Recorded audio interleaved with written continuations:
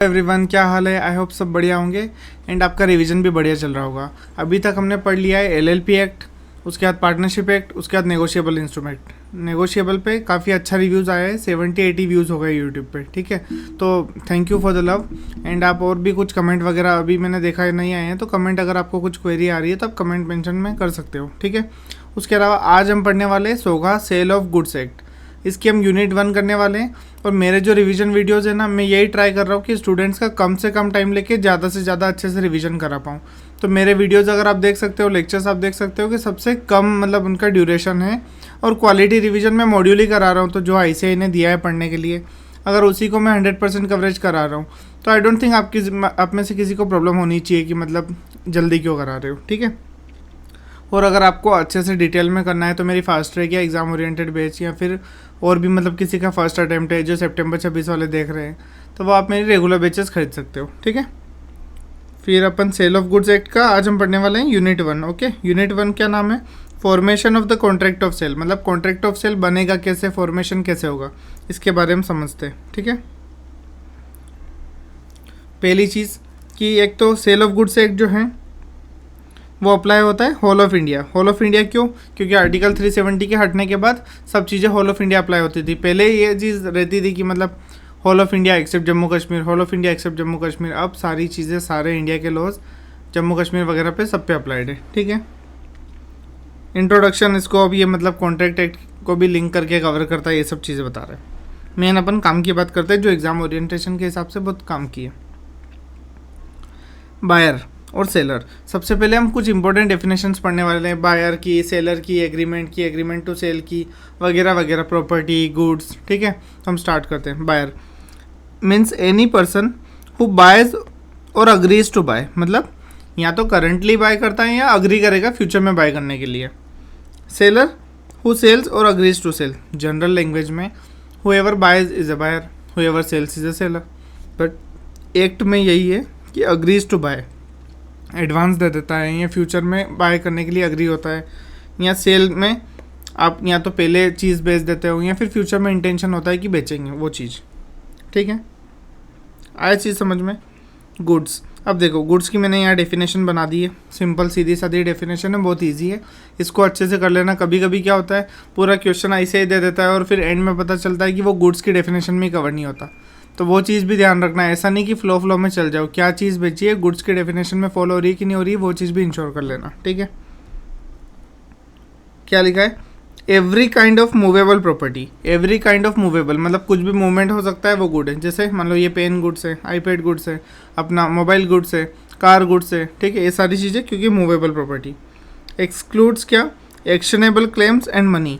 Actionable claims और money को exclude करना है, मतलब गुड्स की डेफिनेशन में नहीं लेना। एक्शनेबल क्लेम्स क्या होता है? जैसे मान लो आपसे किसी ने 10 लाख रुपए उधार लिए थे और अब आपने उस पर केस किया है कि मेरे पैसे रिटर्न नहीं कर रहा है, या फिर आपने 10 लाख की किसी को कार बेची थी लेकिन वो कार रिटर्न नहीं आ रही है, तो उस पर केस कर रहे, तो वो एक्शनेबल क्लेम्स, मतलब सामने वाले से हम पैसा ले सकते हैं वो एक्शन करके, मतलब केस करके। ठीक है, मनी को गुड्स की डेफिनेशन में नहीं डाला गया। ऑब्वियस सी बात है, मनी मतलब मनी से ही तो हम चीज़ें खरीदते हैं, तो मनी गुड्स नहीं हो सकती ना। ठीक है, फिर आता है अपना इंक्लूड्स। ये हो गया क्या? एक्सक्लूड। ये हो गया इंक्लूड। अब इंक्लूजन में क्या क्या है? स्टॉक्स एंड शेयर्स, मतलब जो भी आपके पास, जैसे मान लो किसी कंपनी के रिलायंस के शेयर है 10,000, मान लो टाटा के शेयर है 20,000, तो वो स्टॉक्स एंड शेयर गुड्स में माने जाएंगे। वो अगर आपने मतलब फ्यूचर में आप पढ़ोगे कि मतलब इनकी ट्रेडिंग वगैरह भी करते हैं, तो वो स्टॉक में गिनाते हैं। ठीक है, तो गुड्स में आ जाता है इन्वेंट्री में। ग्रोइंग क्रॉप्स, अगर जैसे क्रॉप्स जो है वो अगर ग्रो हो रही है, मान लो कोई क्रॉप का, जैसे मान लो 5 हेक्टेयर का एक खेत है। ठीक है, वो अगर ग्रो कर रहा है, ग्रोइंग क्रॉप्स मतलब अभी क्रॉप चल रही है, मतलब अभी वो हार्वेस्ट के लास्ट स्टेज पे नहीं पहुंची है, उससे पहले 1 महीने पहले, 2 महीने पहले आप एग्रीमेंट कर सकते हो सेलर से, बायर से, कि मतलब हम ये बेचना चाहते हैं। जैसे मैं आपको एक क्लासिक एग्जांपल देता हूँ, जो भी अपने ऑरेंजेस होते हैं, एप्पल होते हैं, ये सीधा लगने के बाद अगर किसी से डील करने जाओगे तो हो सकता है ना कि डील क्लोज होने में या जो भी रेट्स अग्री करने में दोनों पार्टी के टाइम निकल जाए। और ये जो पेरिशेबल गुड्स होते हैं, ऑरेंजेस, एप्पल्स, जो भी है, बनाना हो गए, ये सारे पेरिशेबल गुड्स है, तो इनकी एडवांस में डील कर ली जाती है 1 महीने 2 महीने पहले, कि जितने भी आएँ में 20 रुपये किलो, 40 रुपये किलो, एक रेट फिक्स कर लिया जाता है। उस रेट पे सामने वाला बाय कर लेगा। तो अगर वो बोलता कि नहीं ये तो रेडी टू सेल नहीं है तो खरीदेगा ही नहीं, ऐसा नहीं होता है। ये ग्रोइंग क्रॉप्स भी गुड्स की डेफिनेशन में आ जाती है।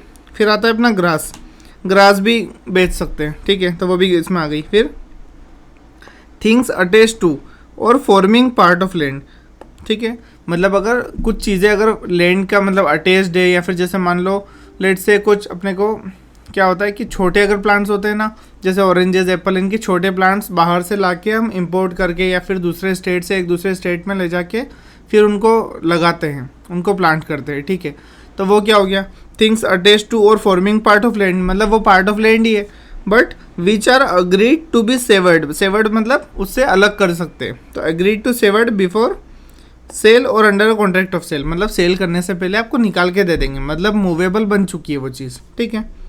डेफिनेशन आ गई समझ में पूरी, एक एक चीज़, कुछ भी डाउट आप कमेंट सेक्शन में डाल सकते हैं, और लाइक शेयर कीजिए और सब्सक्राइब कीजिए और अपने दोस्तों को शेयर कीजिए, ठीक है, कि हाँ भैया एक टीचर है जो अच्छा पढ़ा रहा है, आपको अगर अच्छा लगता है तो, ठीक है।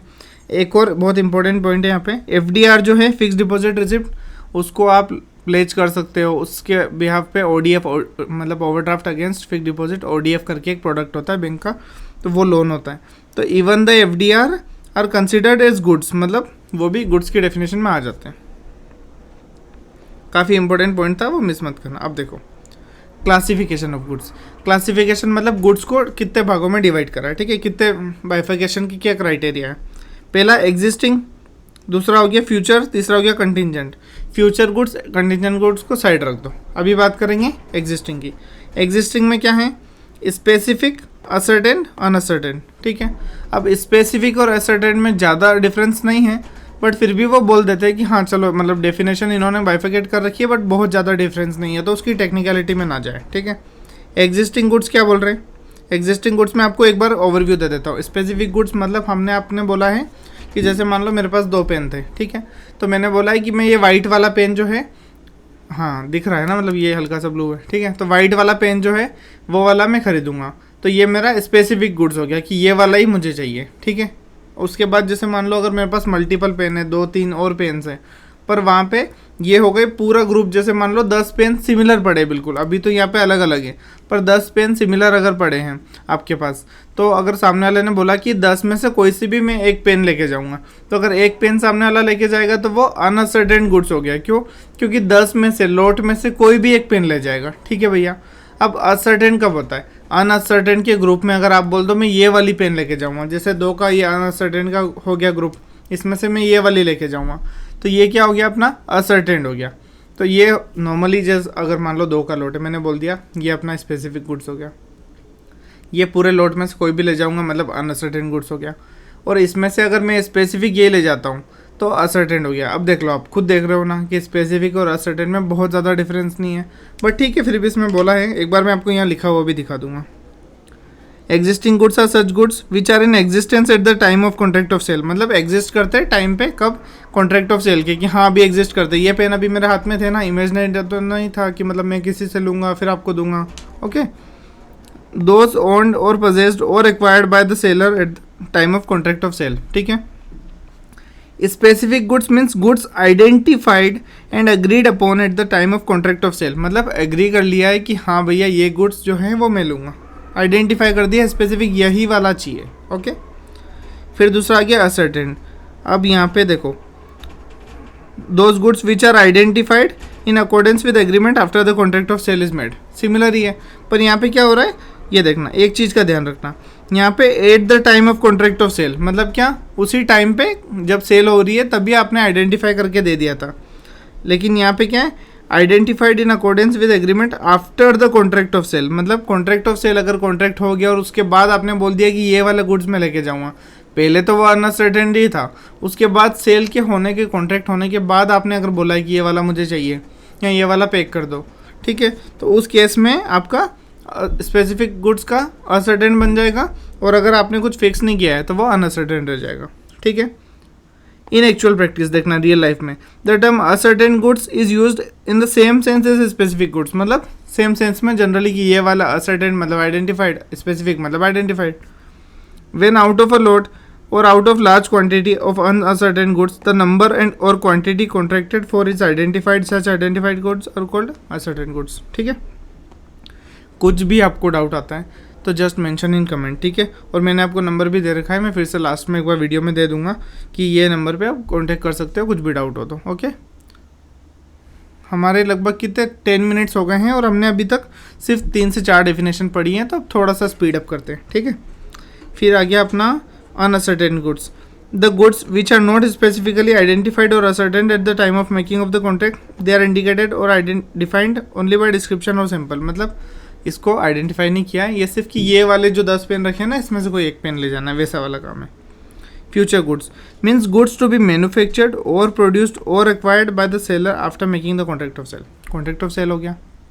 अब वो गुड्स आएंगे, जैसे मैंने ऑरेंजेस का बोला, 1 महीने में ऑरेंजेस आने वाले हैं, उसकी डील पहले हो गई है, तो वो प्रोड्यूस्ड, यहाँ पे क्या होगा, मैन्युफैक्चर्ड तो यहाँ बनाना हो गया, ये प्रोड्यूस्ड मतलब फार्म से या फिर मतलब किसी एक प्रोसेस से प्रोड्यूस हो रहा है, या फिर एक्वायर्ड मतलब आपने खरीद लिया कि फ्यूचर में मैं एक कार ये खरीदूंगा और आपको बेचूंगा।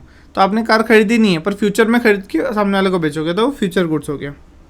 Always an agreement of sale. अब यहाँ पे देखो, हमेशा एग्रीमेंट टू सेल बनेगा। उसका कारण क्या है, सेल में तो उसी टाइम पे गुड्स पता होने चाहिए, फिजिकल ट्रांसफ़र, फिजिकल डिलीवरी हो जानी चाहिए, लेकिन ये एग्रीमेंट टू सेल बनेगा क्यों, क्योंकि उस टाइम पे गुड्स एग्जिस्ट ही नहीं करते, ठीक है। फिर आता contingent goods. Acquisition of goods which depends upon an uncertain contingency are called contingent goods. मतलब कंटिंजेंट गुड्स वो गुड्स है कि अगर मेरे को उसने 100 रुपये दे दिए, मान लो मेरे को उसने 100 पेन दे दिए, तो मैं आपको 50 पेन दे दूंगा। अरे भाई ये कौन सी बात हुई, तो पहले मेरे को सीधा 50 पेन दे दे, ठीक है। तो वो बोल रहे नहीं, मेरे पास अगर 100 पेन आए तो 50 तो मुझे खुद लगते हैं, कहीं और मैंने डील कर रखी है, 50 मैं आपको दे दूंगा।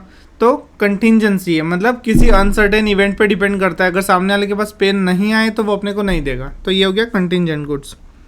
Contingent goods also operate as an agreement to sale. Obviously ये भी एग्रीमेंट टू सेल चलेगा। मतलब हमने 3 टाइप ऑफ गुड्स पढ़े, एग्जिस्टिंग, कंटिंजेंट, फ्यूचर। तो एग्जिस्टिंग में एग्रीमेंट टू सेल नहीं, सेल सीधा सेल हो जाएगी, ठीक है। तो ये सेल हो गया अपना। बाकी फ्यूचर में कंटिंजेंट टू सेल, और उसमें एक और में कौन सा, एग्जिस्टिंग, फ्यूचर, कंटिंजेंट। तो बाकी वाले में भी एग्रीमेंट टू सेल, 2 में एग्रीमेंट टू सेल, 1 में सेल। अब डिलीवरी, ठीक है।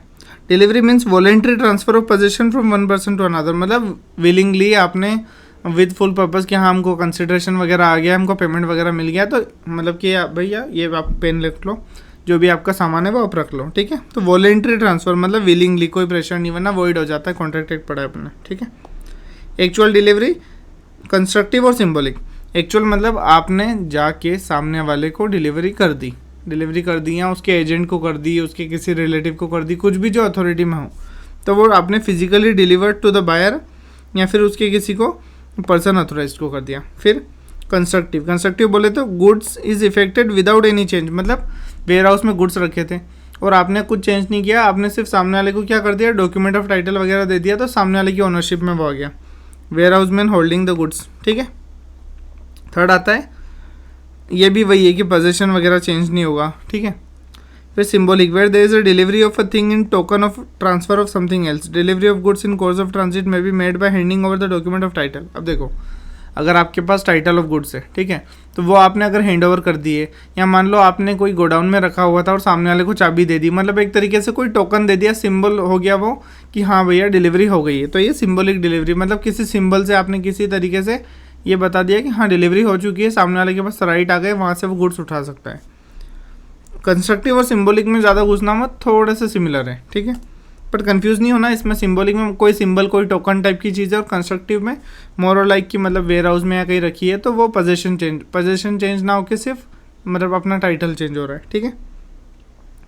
Goods are said to be in deliverable state when they are in such condition that the buyer would under the contract be bound to take delivery of them.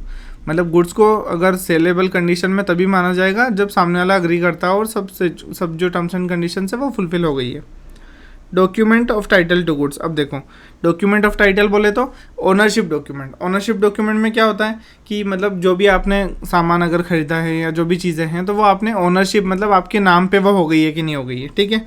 तो पहला हो गया अपना dock warrant, मतलब ये ports में चलता है ना। वेयर हाउस कीपर सर्टिफिकेट, मतलब कोई वेयर हाउस है तो उसका सर्टिफिकेट WHR बनता है, वेयर हाउसिंग रिसिप्ट बनती है, वो एक तरीके से उस पर लिखा जाता है कि ये चीज़ सामने वाले की है, ये अरविंद जाट की है, ये इसकी है, इस टाइप से नाम लिखा जाता है, ठीक है।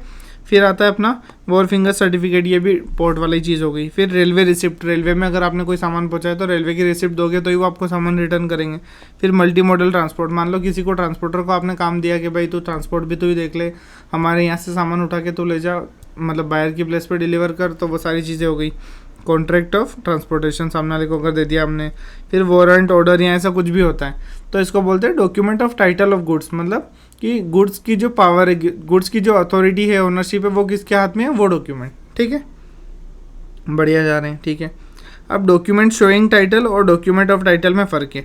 डॉक्यूमेंट शोइंग टाइटल क्या, जैसे शेयर सर्टिफिकेट। अब मान लो एक शेयर सर्टिफिकेट पहले चलते थे, अब तो डीमेट आ गया है तो अब तो शेयर सर्टिफिकेट नहीं होते, लेकिन पहले चलते थे। तो मान लो लिखा हुआ है कि Arvind Jat holds 10,000 shares of Reliance limited, लेकिन वो शेयर सर्टिफिकेट क्या, सिर्फ शोइंग टाइटल, मतलब वो टाइटल बता रहा है कि हाँ अरविंद जाट के पास 10,000 शेयर्स है रिलायंस लिमिटेड के, लेकिन क्या वो आपके पास, मतलब आप ट्रांसफ़र कर सकते हो क्या उसको। अरविंद जाट ने मान लो पीछे साइन घुमा के, अपन ने कल ही नेगोशिएबल इंस्ट्रूमेंट एक्ट पढ़ा है, पीछे साइन घुमा के इंडोर्स एंड डिलीवर कर दिया सामने वाले को। ठीक है, तो वो हो सकता है क्या पॉसिबल, क्योंकि वो डॉक्यूमेंट शोइंग टाइटल है, वो डॉक्यूमेंट ऑफ टाइटल नहीं है, तो वो ट्रांसफरेबल नहीं है शेयर सर्टिफिकेट। वो आप मतलब जो है ना, जैसे लिस्टेड अगर है तो आप वहीं पे सेल कर सकते हो, ऐसे ही ट्रांसफ़र नहीं कर सकते कि पीछे साइन घुमा दिए कि ले भाई अब तू ले जा, अब तेरे नाम पे हो गए शेयर्स, ऐसा नहीं होता है। ठीक है, तो डॉक्यूमेंट शोइंग टाइटल वो होता है, शेयर सर्टिफिकेट एग्जांपल हो गया। डॉक्यूमेंट ऑफ टाइटल जो आप ओनरशिप रहती है, जैसे मान लो कोई आपके पास बिल है, कोई चेक है, तो वो इंडोर्स कर दिया। ओके, फिर मर्केंटाइल एजेंट। मर्केंटाइल एजेंट कौन होता है, वो एजेंट जो आपकी गुड्स सेल कर सकता है, आपके बिहाफ पे गुड्स परचेज कर सकता है, उसको कस्टडी में रख सकता है। और उसके अलावा एक बहुत ज़रूरी चीज़, mercantile agent can borrow money by pledging the goods, मतलब गुड्स को प्लेज करके बोरो कर सकता है मनी। ठीक है, वो बहुत इंपॉर्टेंट है, ध्यान रखना। कभी अगर ऐसा बता दे कि इमरजेंसी में मर्केंटाइल एजेंट ने ऐसा किया तो वो लायबल नहीं होगा। ठीक है, फिर property here means ownership. Property की डेफिनेशन क्या है, मतलब जनरल प्रॉपर्टी ओनरशिप वाली चीज़ हो गई। ठीक है, property in goods means the general property. General property जो भी कि हाँ भैया मेरे पास ओनरशिप है तो ये मेरी प्रॉपर्टी है, बस। General property is goods to be distinguished from a special property. It is quite possible that general property in a thing may be in one person and special property in the same thing may be in another. When an article is placed, the special property gets transferred and not the general property. मान लो आपके पास let's say 100 kg of 100 बोरी, मतलब 100 आप क्या बोल सकते हो कि 100 kg ऑफ आपके पास वीट है। ठीक है, एक जगह रखा हुआ है, आपने 40 kg अगर प्लेज कर दिया तो वो हो गई स्पेसिफिक प्रॉपर्टी। लेकिन अगर 100 kg पड़ा था तो वो हो गई जनरल प्रॉपर्टी। बस यही बोल रहा है कि अगर 100 बैग्स 100 लॉट्स अगर पड़े हैं तो वो आपकी जनरल प्रॉपर्टी हो गई, लेकिन आपने स्पेसिफिक अगर प्लेज कर दिया कहीं पे कि भैया मेरे को 30 जो भी अपना बैग्स है उसका मेरे को बन रहा है लेट से 1 लाख रुपए मार्केट रेट है, तो आप मेरे को 70,000 रुपीज़ का लोन दे दो और 30,000 आपकी मार्जिन रह जाएगी।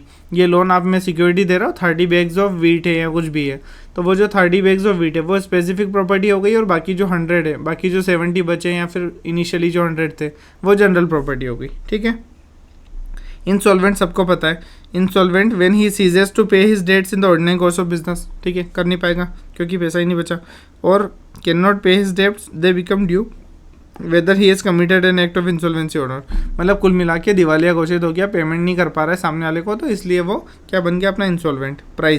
Price means the money consideration for a sale of goods. It is value of goods express in monetary term.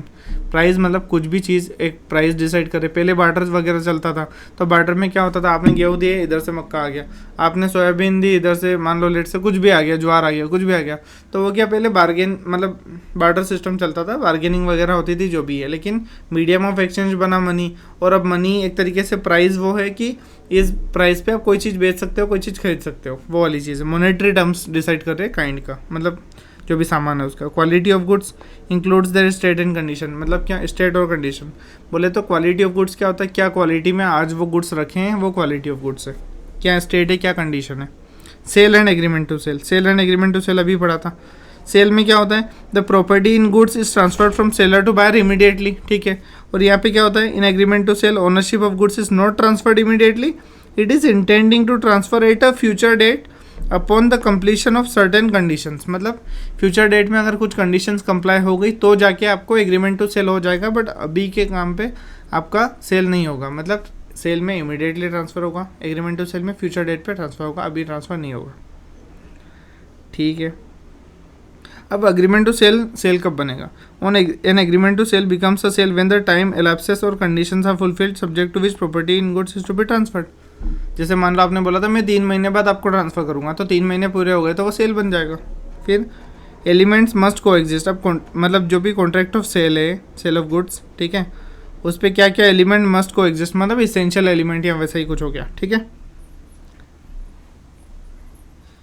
At least 2 parties, इसका पेन चेंज करना पड़ेगा, एटलीस्ट 2 पार्टीज, मिनिमम 2 पार्टीज होनी चाहिए। फिर subject matter of contract must necessarily be goods. अगर देखो cell of goods act है तो गुड्स की डेफिनेशन में फॉल करना चाहिए, अगर फॉल नहीं करेगा तो sale of goods act apply नहीं होगा, ठीक है।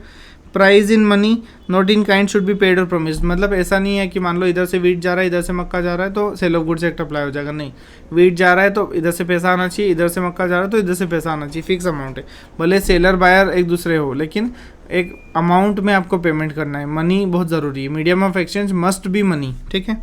फिर transfer of property in goods from seller to buyer must take place, मतलब ट्रांसफर होना चाहिए, डिलीवरी कंप्लीट होनी चाहिए। फिर कॉन्ट्रैक्ट में भी एब्सोल्यूट और कंडीशनल, मतलब कॉन्ट्रैक्ट एब्सोल्यूट हो सकता है, मतलब फ्री के, जैसे आज ही फ्री हो गया, मतलब अपना लेट से सेल वाला, और कंडीशनल मतलब एग्रीमेंट टू सेल की कुछ कंडीशन डाल के, या फिर सेल में भी कंडीशन डाल सकते हैं, ऐसा कोई इशू नहीं है ना, पर वो कंप्लीट उसी टाइम पे होनी चाहिए क्योंकि इमीडिएट ट्रांसफ़र हो रहा है।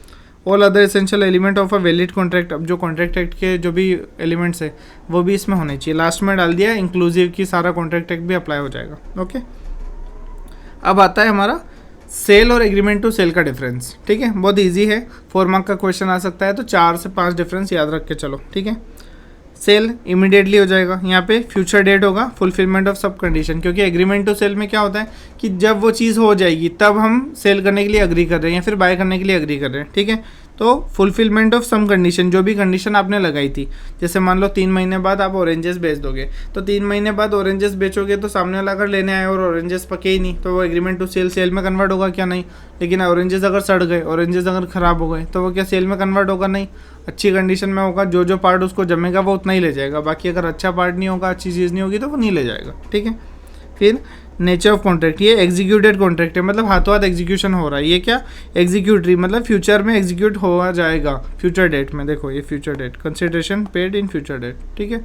फिर seller can sue the buyer for the price, क्योंकि ट्रांसफ़र हो गया है तो प्रॉपर्टी के जो भी राइट्स है वो बायर के पास चले गए, ठीक है। तो बायर अगर मान लो पेमेंट नहीं कर रहा है तो seller can sue the buyer for the price, मतलब जितने चीज़ का पैसा था, मतलब 1 लाख रुपए का सामान था तो 1 लाख रुपए के सू कर सकता है। लेकिन यहाँ पे एग्रीव्ड पार्टी, अगर कोई भी पार्टी एग्रीव करती है, क्योंकि एग्रीमेंट टू सेल है, मतलब ना ट्रांसफ़र हुआ है ना पैसे दिए गए हैं, मतलब ना प्रॉपर्टी गुड्स आए हैं ना पैसे आए हैं, ठीक है।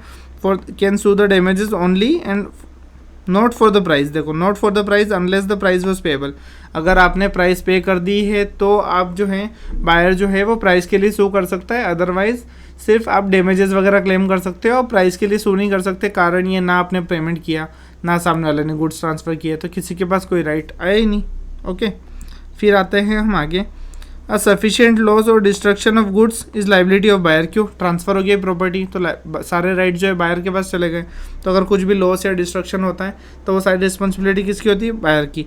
यहाँ पे लॉस सेलर की, क्यों? क्योंकि सामने वाले के पास पोजीशन में गुड्स पहुँचे ही नहीं है।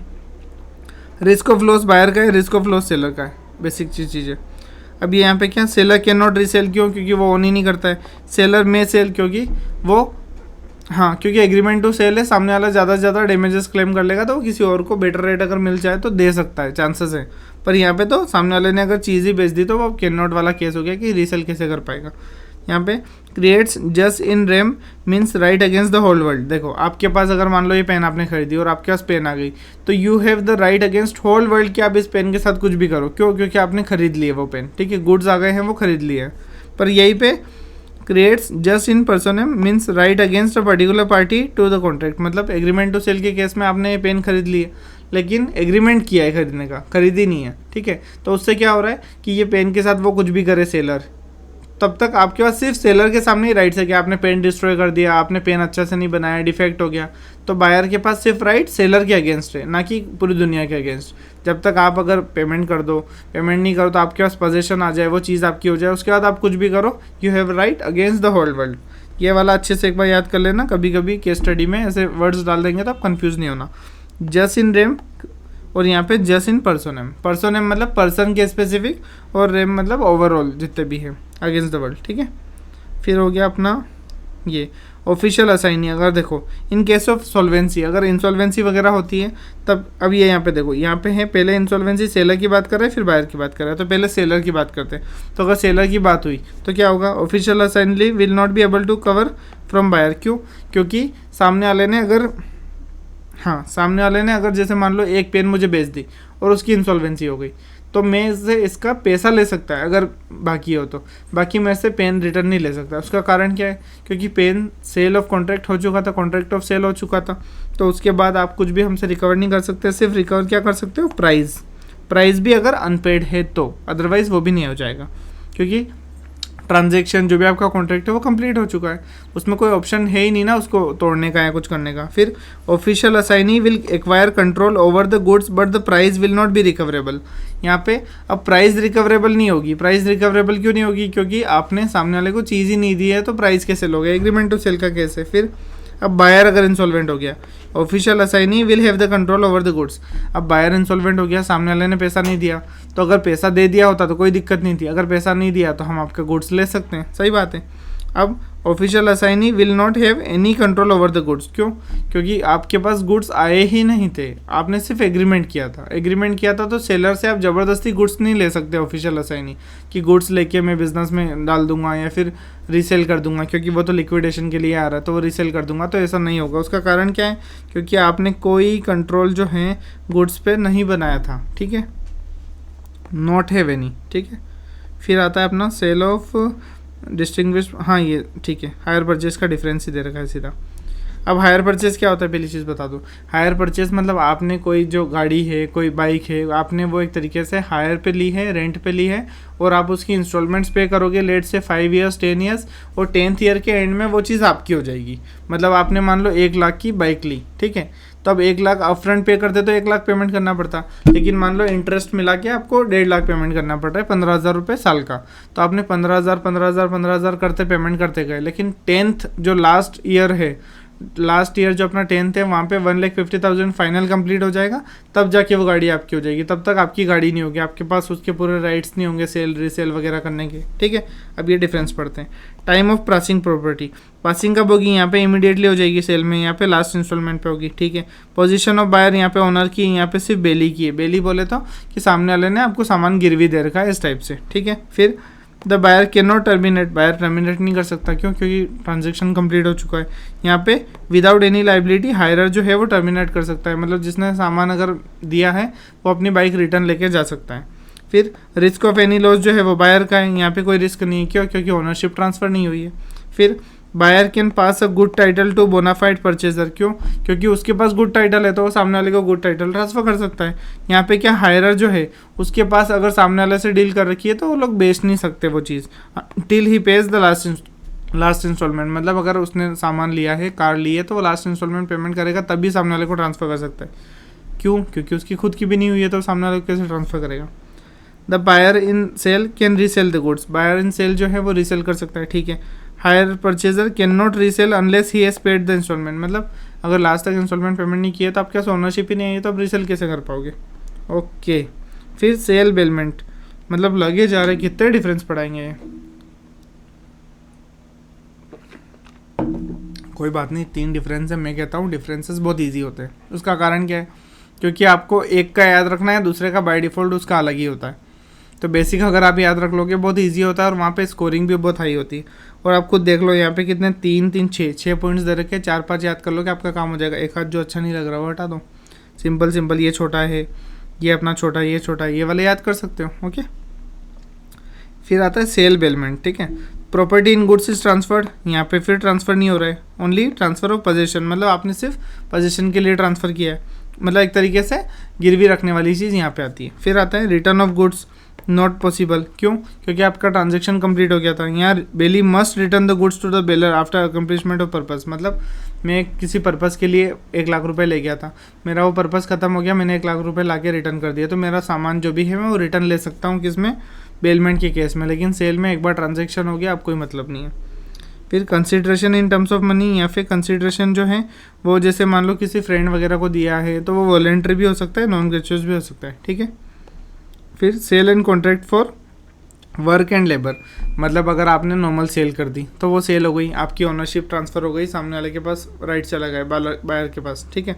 लेकिन वर्क एंड लेबर मतलब किसी को आपने ये पेन दिए कि इसको और पॉलिशिंग कर, इसको और कलरिंग कर, यहाँ पे नाम लिख सी ए अरविंद जाट, ठीक है, और एजे वर्चुअल्स यहाँ पे ब्रैकेट में डाल देना, ठीक है। ये पेन अगर आपने किसी को वर्कर को दी, लेबर के लिए, किसी के लिए, तो वो उसका काम होने के बाद सामने वाले को अपने को रिटर्न कर देगा, उसमें उसका कोई राइट नहीं आएगा कि वो ऑन कर सकता है, वो रीसेल कर सकता है, वो कोई लॉस के लिए रिस्पॉन्सिबिलिटी किसकी होगी, मेन ओनर की, ठीक है। मतलब जनरली बायर की होगी अगर छोटा मोटा डैमेज है, बाकी उसको पूरा रीपेमेंट नहीं करना पड़ेगा, ओके। फिर आता है अपना last point I guess contract. ये देख लेना, बहुत काफ़ी ईजी सा है कि हाँ मतलब इमीडिएट डिलीवरी हो जाए, ऑफर टू बाय, कोई मतलब एक सा ऑफर होना चाहिए, इस टाइप की चीज़ें, ठीक है। मतलब ये मेन जो है वो मैं आपको पढ़ा रहा हूँ।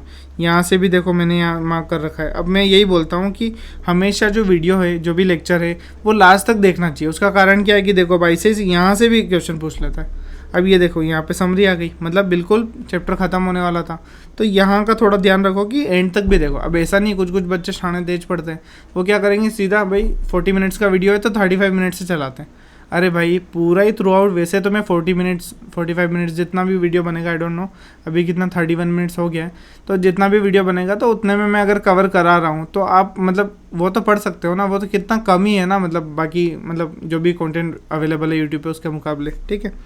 Subject matter of contract of sale, the goods which from the subject matter of contract of sale may be either existing goods that are acquired, owned और पजेस्ड, और फ्यूचर गुड्स। अब क्या बोल रहा है वो कि the goods which in subject matter of contract of sale may be इधर एग्जिस्टिंग, मतलब एग्जिस्टिंग हो सकते हैं, फ्यूचर हो सकते हैं, कंटिजेंट हो सकते हैं, ठीक है। There may be contract of sale of goods the acquisition of which by the seller depends upon contingency which may और मे नॉट हैपन, मतलब कंटिजेंट गुड्स भी हो सकते हैं, फ्यूचर, तीनों का एग्जाम्पल दे रहा है बस। There may be a contract of sale where the sale purports to effect the present sale of future goods, agreement to sell भी कर सकते हैं। बहुत बेसिक चीज़ें बताई, सेल कर सकता है, एग्रीमेंट टू सेल कर सकता है, कंटिजेंट कुछ अनसर्टेनिटीज हो सकती है, उनको भी आपको कंसिडर करना है, ठीक है। अब यहाँ से देखो, goods perishing before making of contract, मतलब कॉन्ट्रैक्ट होने से पहले गुड्स पेरिश हो गए, क्या होगा, there is contract for the sale of specific goods, मतलब स्पेसिफिक हमने डिसाइड कर रखे थे कि ये वाले जो पेड़ है इनके मेरे को गुड्स लेने हैं, ठीक है, इनके फल लेने हैं। कॉन्ट्रैक्ट इज वॉइड, क्यों, क्योंकि अगर आपने कॉन्ट्रैक्ट किया उससे पहले ही गुड्स खराब हो गए तो कॉन्ट्रैक्ट वॉइड हो जाएगा, किसी की कोई रिस्पॉन्सिबिलिटी नहीं है। जो सेलर का सामान था सेलर ने बायर तक पहुंचाया ही नहीं, कॉन्ट्रैक्ट भी नहीं हुआ, ना डिलीवरी कंप्लीट हुई, ना पेमेंट हुआ, तो इस वजह से कॉन्ट्रैक्ट वॉइड हो जाएगा। फिर goods perishing before sale but after agreement to sale, sale होने से पहले बट एग्रीमेंट टू सेल हो गया था, मतलब क्या होता है, 3 महीने पहले आपने एग्रीमेंट किया था कि ये हमारे इतने सारे 5 एकड़ की ज़मीन है, इसमें इतने हमारे गुड्स हो जाएंगे, इतने फ्रूट्स लग जाएंगे, वो हमको 10 लाख में बेचना है, ठीक है, तो 10 लाख में सामने वाले से डील कर ली, ये हो गया एग्रीमेंट टू सेल 3 महीने बाद के लिए। अब जब 3 महीने बाद गुड्स बिक जाएंगे तो वो हो जाएगा सेल कंप्लीट हो जाएगा, ठीक है, एग्रीमेंट से सेल में कन्वर्ट हो जाएगा। तो अब इस केस में क्या हो रहा है अपना कि अभी 3 महीने बाद के लिए हमने अग्री किया है, लेकिन 1 महीना हुआ और अब गुड्स खराब हो गए, तो इस केस में क्या होगा देखना, agreement to sale specific goods and subsequently the goods without any fault on the part of seller और बायर, किसी के फॉल्ट पे नहीं है, ठीक है, become so damage that they no longer answer to their description in the agreement before the risk passes to the buyer, मतलब सामने वाले को अगर डिलीवरी कर देते हैं ना तो आप रिस्क ट्रांसफर कर सकते हो। तो 3 महीने बाद जब वो ट्रक भर के ले जाता तो गुड्स ट्रांसफ़र हो जाते, लेकिन अभी क्या केस है, अभी के केस में सामने वाले तक गुड्स पहुँचे नहीं है। उसका कारण क्या है कि अभी तक गुड्स फाइनल रेडी स्टेज में ही नहीं है। उस केस में agreement is thereby avoided and becomes void, मतलब क्योंकि सेल तक आपने डिलीवरी ट्रांसफ़र नहीं की थी, रिस्क ट्रांसफ़र नहीं की थी, तो वो एग्रीमेंट वॉइड हो जाएगा। फिर पेरिशिंग ऑफ फ्यूचर गुड्स जैसे मतलब बाद में जो गुड्स हम लाएंगे वहाँ से जहाँ से आने वाले थे वो हमारे पास आए ना, जब भी ख़राब हो गए, या हमारे पास पहुँचे और सामने वाले तक पहुँचाने थे उस ड्यूरेशन में ख़राब हो गए, उस केस में क्या होगा, if future goods are specific the destruction of such goods will amount to supervening impossibility and the contract shall become void, मतलब सारे केस में जब तक सेल नहीं हो, जब तक डिलीवरी नहीं हो, जब तक ट्रांसफ़र नहीं हो रिस्क, तब तक वॉइड हो जाएगा एग्रीमेंट, ठीक है। फिर आता है अपना एसर्टेनमेंट ऑफ प्राइस, मतलब प्राइस कैसे डिसाइड करेंगे, ठीक है।